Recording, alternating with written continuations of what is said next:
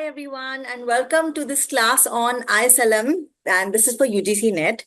So ISLM is a very important topic for UGC NET, and if you see that a lot of questions on ISLM come, which are different from what you may have anticipated in your graduation. In our graduation, we get a lot of questions on multipliers and so on. You get no question of that in UGC. What you get, in fact, are questions on the derivation of the IS and the LM curves, the slope of the IS and the LM curves, the what is the shift in the IS and the LM curves. Those are the kind of questions that have been filled with UGC. At least 10 to 20 questions have just come on the slope of the IS curve and the LM curve, shift in the IS and the LM curves, and the how the slope changes. So what we are going to focus on in this topic is based on what has come in the exams and what is expected to come. So let's dive in the concept of ISLM specifically for the UGC NET. So now, so the IS and the LM model, if we're all aware, is consisting of two curves, the IS and the LM curve. The IS curve is the equilibrium in the goods market, and the LM curve is the equilibrium in the money market. Okay, so goods market we are already familiar with because of having done the simple Keynesian model earlier. And so it is derived simply from the simple Keynesian model. The only addition that happens here is that now investment is no longer constant, but investment now is a function of the rate of interest, and more specifically, it's a negatively related function of the rate of interest, which means that if the rate of interest goes up, investment goes down, which is what you would expect. So this is the standard format of the investment curve that we take. Now, if you replace in the SKM, if you replace investment with this, which means that Y is equal to C bar plus small c Y plus I bar minus BR plus G, what you get is the equation of the IS curve. Okay. Now, why is this the IS curve? So one is that the ISLM model is in the output and the rate of interest space. So the two variables Y and R are present here. So this makes it a curve. This makes it in the ISLM model.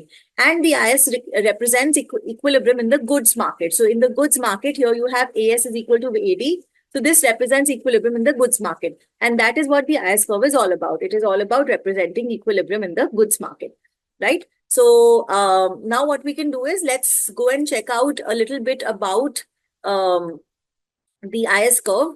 So the IS curve, as we know, is going to be Y is equal to C plus C bar plus CY plus I bar minus PR plus G. So if this is the IS curve, what we can do is that, like I said, this is going to be in the R and the Y space. Now, R is going to be on the Y-axis and Y is going to be on the X-axis. So let's take out the slope, the intercept. So we know how this curve will change and why does the slope change. So, so if I write it in, so this becomes 1 minus CY is equal to C bar plus I bar plus G bar. These are the constants, and then there's a minus BR. Now, R is on the Y-axis. So let me take the BR this side. So this becomes C bar plus I bar plus G bar minus 1 minus CY. And so R is going to be equal to C bar plus I bar plus G bar by P minus 1 minus C by B into Y. So dr by dy, which is the slope of the IS curve, is actually going to be equal to A bar by B. Okay, since we're talking about the slope, I'll just write the slope. This is going to be minus 1 minus C by B.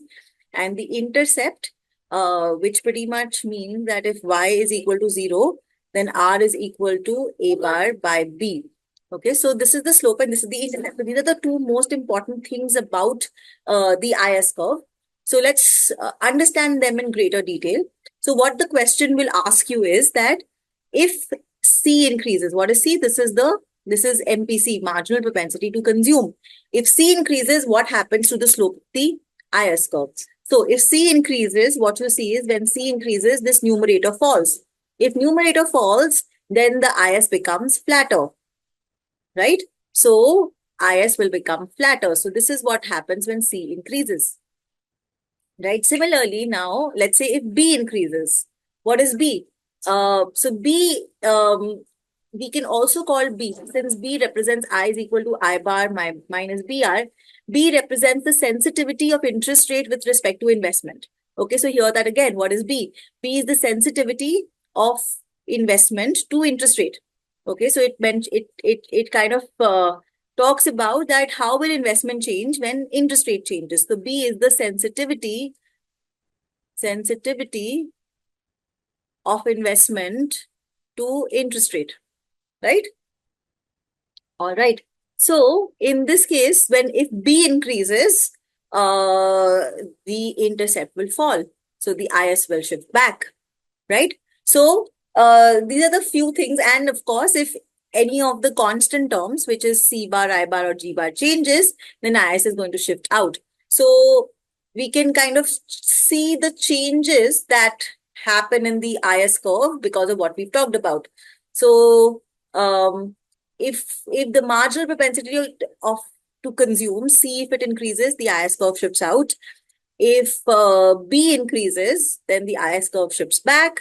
And if I bar, C bar, or G bar increases, the IS curve shifts out, right? So this is shifting out, that was shifting in, and the other was the slope becoming flatter or the slope becoming steeper, right? So these are all the possibilities that can happen with the IS curve, which we have done right now. So this was all about whatever we've talked about thus far. And this is the goods market equilibrium. And from the SKM, we derive the IS curve, which is a downward sloping curve. So this is the downward sloping IS curve that we talked about. So it was a negatively sloped curve. So we can see that when we took out the slope of the IS curve, we can see that this was negative, right? It is minus 1 minus B by B, that's the slope. So it is negative. So it is a downward sloping curve in the R and the Y space. All right. Okay, so now going back to the IS curve, we did the equation of the IS curve and the slope of the IS curve, the steepness of the IS curve, and shifts in the IS curve. We discussed all of this, right? Okay. Now let's go to the second side, which is the money market. Now, questions in the money market, questions that have come in the UGC and are filled with questions on the money market. So this is the new thing that we are introducing in the ISLM model, which is not there in SKM, and that's the money market. So there is money to be handled. So just like you have to handle the demand and supply of goods, you have to handle the demand and supply of money. So where does the supply of money come from? Supply of money comes from the central bank. It's the decision of the central bank. And by M bar by P, I mean the real money supply. So it's the central bank or the government which is deciding how much money supply should be circulating in the economy. The other thing is, what is the demand for money coming from? Demand for money. So this is what we're talking about. This was what Keynes said. He said that that money is demanded for three reasons. One is transactions demand. It is when you want to spend money. So if let's say you're earning Y, then a fraction of that KY you want to keep in your hand to to spend. So that is called the transactions demand. Precautionary demand is some money that you want to keep as a precaution for a rainy day. So that is also, let's say, included here. This is the new one, the speculative demand for money. So he said that money actually holds, it not only holds the, it's what you hold money pretty much for your day-to-day transactions. But sometimes you hold money for speculative purposes. So how does that work? That works in conjunction with the bond market. So in the bond market, let's say we expect the rate of interest to go up. So right now, let's say the rate of interest is low. If the rate of interest is low in the bond market, you expect the rate of interest to go up. If you expect the rate of interest to go up, then you know that when the rate of interest will go up, bond prices will fall. Why? Because when rate of interest is high, it makes a bond less attractive because the coupon rate on the bond may be lower than the market rate of interest. So the yield on the bond falls. So when the rate of interest goes up, the bond prices fall. So that means today, if you buy a bond and you invest in the bond, in the future, actually bond prices will fall. So when the rate of interest is low today and in the future you expect it to rise, you shall not invest in bonds. Okay. and you shall keep money as cash. And when you keep money as cash, your money demand increases. Okay. So the relationship then runs between money demand and the rate of interest. If the rate of interest is high, money demand, if your rate of interest is correct, currently it is low, money demand for cash is high. But if your rate of interest is high, then your money demand will be low. The current, let's say, rate of interest is high. That means in the future, we expect the rate of interest to fall. And when the rate of interest falls, the bond prices actually increase. Okay, because the bonds then become more attractive. So then that means today you should buy bonds. So if you prefer to buy bonds today, that means you want to invest all your money in bonds. You don't want to keep your money as cash. So money demand will fall. So your rate of interest and money demand actually move in opposite direction. So to keep a long story short, when the rate of interest rises, money demand falls. And when the rate of interest falls, money demand rises. So your money demand is because of two purposes. It's for speculation and it's for transactions. Transactions demand is constant, but speculation demand depends on the rate of interest. So if you add these factors, your demand for money is actually an addition of these two factors. KY being the transaction demand for money and minus LR being the speculative demand for money, which means when the rate of interest goes up, money demand goes down. Now, a word on what is K and L. K is the sensitivity of money demand to income, or it is the amount of income you want to keep aside as cash for you to spend. So this represents, K represents the transactions demand for money. The other is L. L represents the sensitivity of money demand to interest rate. So it could be highly sensitive, it could be less sensitive. So it represents that what is the impact of interest rate on money demand? Is it a large impact or a small impact? All right. So these are the two, this is how we make the money demand function. So now when we got the money demand function, money supply is constant. So what now we can do is we can draw the diagram for money demand function. So money demand is equal to KY minus LR. Now, when we draw the money demand function, this money demand function, we'll first draw it in the money market. So this is the money market. This money market has money on the x-axis and it has interest rate on the y-axis. Okay.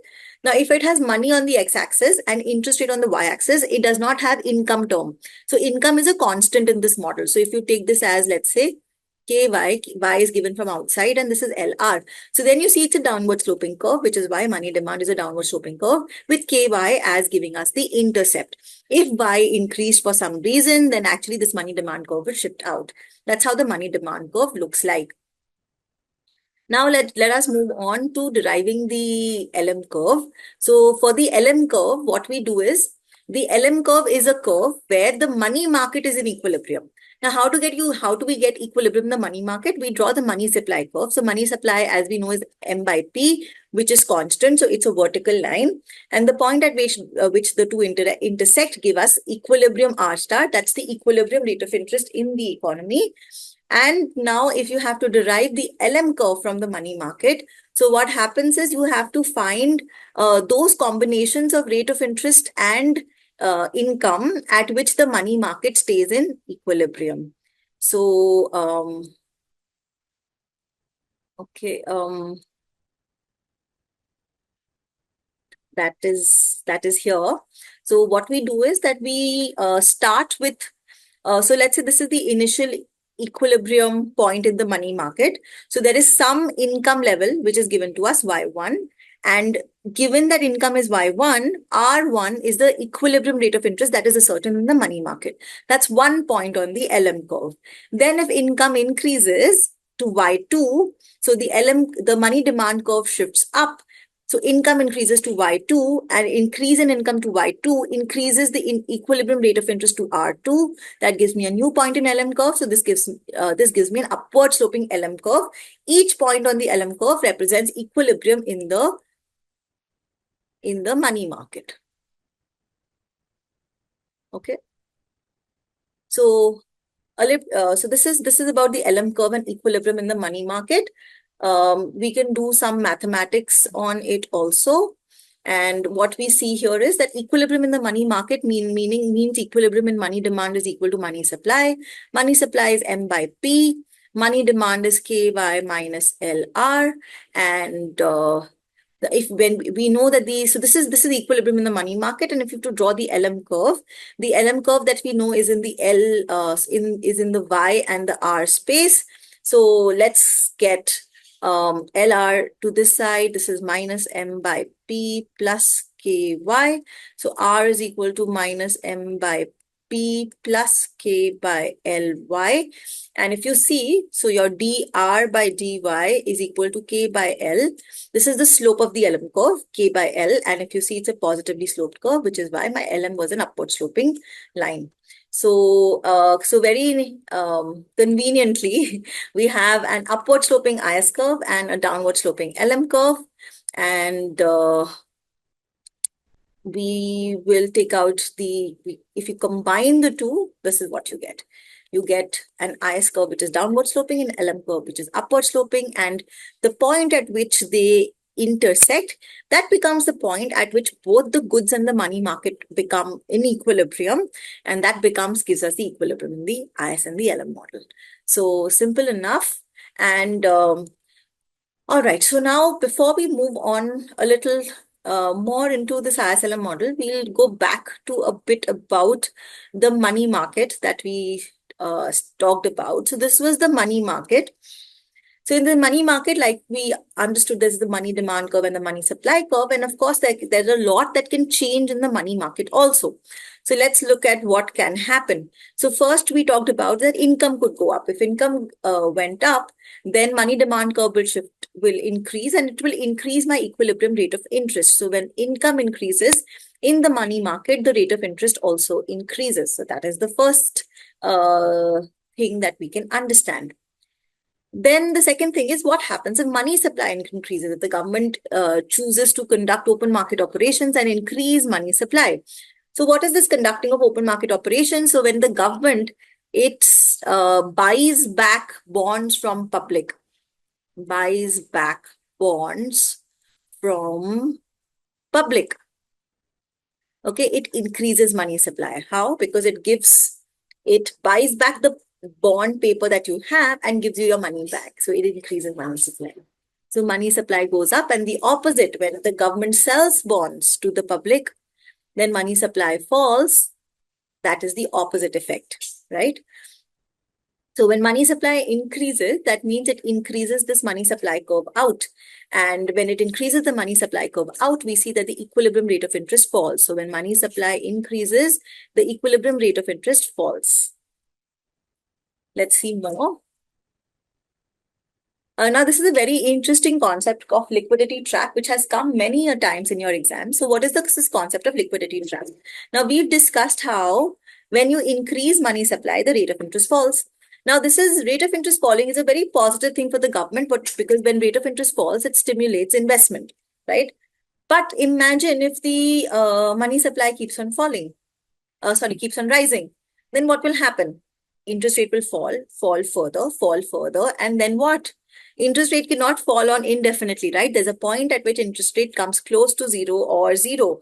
When that happens, if the government keeps increasing money supply, the monetary policy will become ineffective. Why? Because the government is increasing money supply, but interest rate cannot fall below zero. It can't become negative. So monetary policy will become ineffective. You can keep increasing money supply, but interest rate does not fall further. Monetary policy cannot stimulate interest rate anymore. It cannot influence interest rate anymore. This is the case when it is said that the economy is in liquidity trap. In that case, the rate of interest becomes fixed at zero or close to zero amounts. And in such a situation, so what I'd also like to discuss is that if this is the LM curve, right, it's an upward sloping curve. When money supply increases, rate of interest falls. Okay, so the LM curve shifts out, right? When money supply increases, LM curve actually shifts out. Okay, that's what happens when money supply increases. But when the money supply increases indefinitely and the economy comes in liquidity trap, the slope of the LM curve actually changes. Why? Because then the interest rate becomes constant. So when interest rate becomes constant, it is zero or near zero level. So we're just going to draw a near zero curve. And then what happens is this rate of interest becomes fixed and money supply, the LM curve becomes horizontal. Why? Because when money supply increases, now there's no more shift on the LM curve. The LM curve stays the same because the rate of interest has gone fixed. So this is the case of liquidity trap. Okay, many times has it come. It is the case when LM becomes horizontal, and it is the case when money supply becomes ineffective, and it is the case where there's excessive money in the economy. So that is the concept of liquidity trap. The slope of the LM curve, K by L, is zero because L has gone to infinity. This is the sensitivity of money demand to interest rate, and that has gone to infinity. So L goes to infinity and K by L goes to zero. So that's the case of liquidity trap. All right, so we derived the LM curve, we discussed the slope of the LM curve. Now we need to discuss how the slope of the LM curve can change. So the first thing to note that the slope of the LM curve is a very simple term. It is K by L. So if K increases, LM becomes steeper. If K falls, LM becomes fatter. If L increases, LM becomes flatter. So the slope of the LM curve is very easy to derive. It is based on the K and L numbers. What is K? What is L? So LM can be steeper or flatter depending on how much is L and how much is K. All right, we also discussed that if money supply increases, the LM curve will shift out. If money supply decreases, LM curve will shift back. All right. Now we combined the ISL and the LM curves together, and we found we can derive the equilibrium for the IS and the LM curves. We'll just get back to this diagram. And this equilibrium of ISLM means that, this is one equilibrium, but there could be changes to it. If there is a increase in government spending, which means that if G increases, that would increase the intercept of the IS curve. It will shift the IS curve out, and if it shifts the IS curve out, the rate of interest and output both increase. So IS curve is a good thing according to the ISLM model. Right? So again, if taxes increases, the IS curve shifts back, and it is going to reduce the rate of interest and income both. Then we can talk about the monetary policy. That is, if money supply increases, what happens? So different combinations. If money supply increases, then LM is going to shift out and so on. Then there is also this concept that we need to do, which is that the government can undertake both the policies together. They can undertake both a fiscal and a monetary policy together. So let's say this is the contractionary fiscal policy where the IS is shifting back. But then because here the rate of interest and investment income both have fallen, maybe the government can do something else. Maybe the government can undertake a contractionary monetary policy also. So from A, this was A. When it undertook a contractionary expansionary policy, economy went here. Now it has undertaken an expansion and a contractionary monetary policy, and the economy has come here. So interest rate has come back to the same position, but output is unfortunately much lesser than before. Or if they had undertaken a contractionary, this was the original equilibrium A. If they undertook a contractionary fiscal policy, so the economy moved from A to point B here, and an expansionary monetary policy, so then the economy moved from B to C here. So income level then is the same, only the rate of interest has fallen.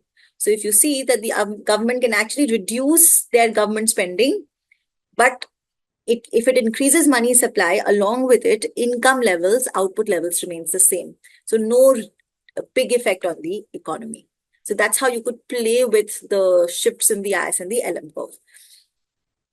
Another big thing to remember or to know is that when the economy is in liquidity trap, the only way for the economy to come out of liquidity trap is to increase the government expenditure. So once government expenditure increases, the economy comes out of liquidity trap because it stimulates money demand, right?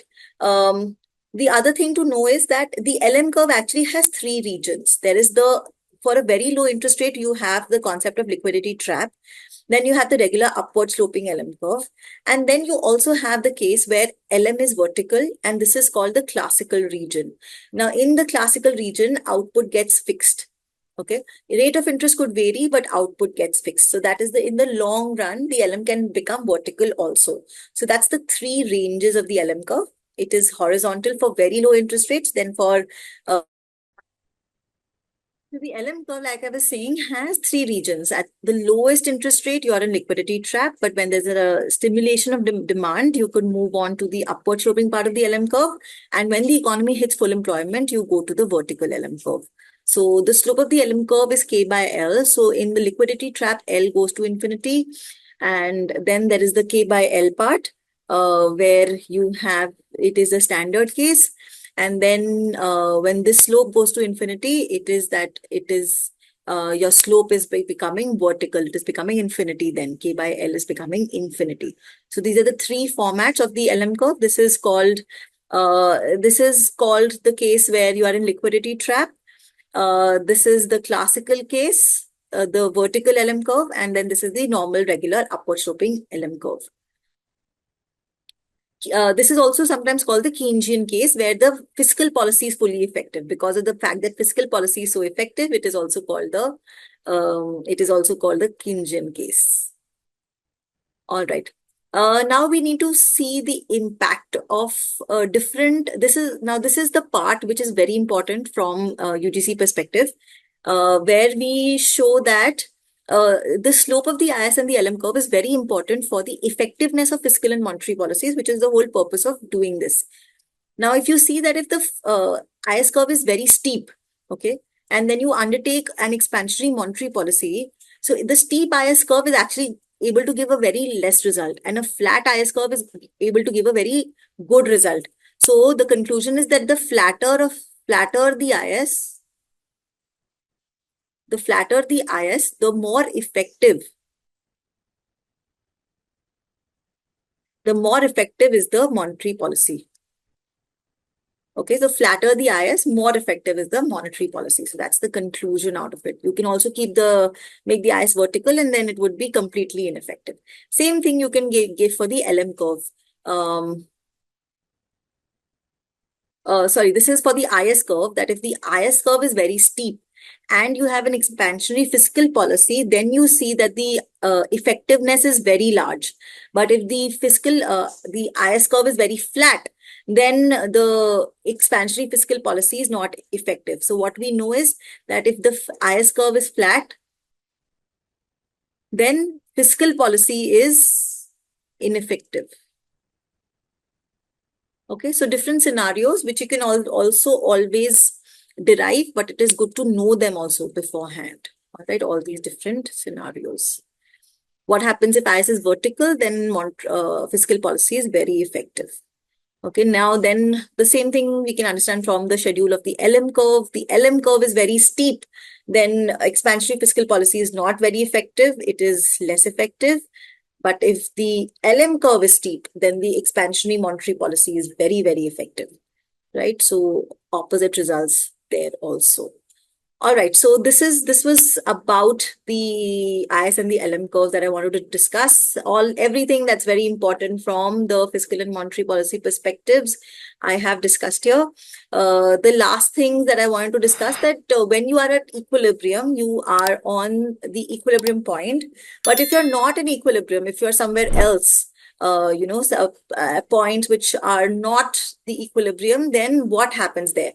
So this is that graph that tells you that if let's say you're above the LM curve here, then there's excess supply of money and there's excess supply of goods. If you're in this region, there's excess supply of goods and excess demand for money. If you're in this region, is excess demand for money and excess demand for goods, and this region is excess supply of money and excess demand for goods. So you can always do that. You can always understand that if you are at the LM curve and this is the point, if this is the interest rate that should be, but if the interest rate is lower than that, then you're going to have an excess demand for money, which is what you have here. Okay. if this is the IS curve and this should be the interest rate and income, but if you have an interest rate which is more than that, then you're going to have your demand for goods will fall, so you will have an excess supply of goods. So that is why you are in this range here, which is between the IS and the LM curves. Here you have excess supply of goods and excess demand for money, right? So these are the four regions that you can understand, which are for the goods and the money market. So that's it from my side. Everything for which is important for ISLM, I've covered to you almost within half an hour. I hope this is very helpful. Thank you. Bye bye.